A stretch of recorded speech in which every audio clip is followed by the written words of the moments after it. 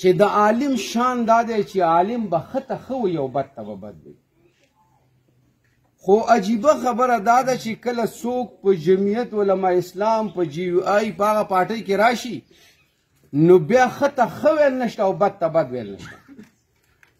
زه د عمران خان صفت نه کوم، خو زه دا ویلی شم په دعوې سره چې عمران خان هغه سړی دی چې هغه په اقوام متحده کې ودرېده او 57 منټ تقریر یې وکړو په ختم نبوت باندې او په شان رسالت باندې او د حضور علیه السلام په شان باندې چې دا بل یو لیډر نه دی کړی.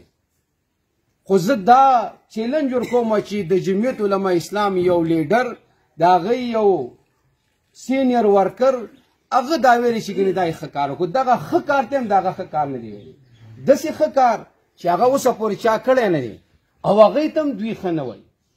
یا که اوس مثال دی زموږ ملګري ویلي په دومره وخت کې په مسجدونو باندې چا سولرایزیشن نه دی کړی. الحمدلله چې کوم جومات ته ننوځي لیټونه به لګېدلي، پکې به لګېدلي، د بجلۍ تلل به نه محسوسوي، تلاوت به کولی شي، عبادت به کولی شي. خو لیکن دې ته اوسه پورې دوی ښه ونه ویلي. که زه تاسو ته ویم په نصاب کې عمران خان لازم کړه، دا زه صرف څو مذهبي خبرې کوم چې کله ستاسو بچي سکول ته ځي نو په سکول کې ورته چې کوم دی د سیرت رسول هغه لازم کړه چې د پیغمبر علیه السلام د سیرت نه خبر شي. لیکن د جمعیت علماء اسلام والا د ننه پورې دې ته ښه ونه ویل چې دا یو ښه کار و. یو بیل یې پاس که په خاتم النبیین باندې، لیکن د ننه پورې دوی دا ونه ویل چې دا یې ښه بیل پاس.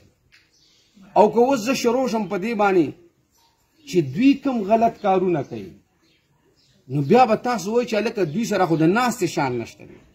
زما غرض دا دی چې د دوی نه دا تپوس وکړئ چې د عمران خان کوم ښه کارونه دي. هغه ته به نه ځم چې صحت کارډ یې کړی دی او یا یې مثال په تو باندې علماو له تنخواګانې کړي دي یا یې نور چې کوم نیک کارونه کړي هغې طرف ته نه ځم، بیا به رانه خبره اوږده شي.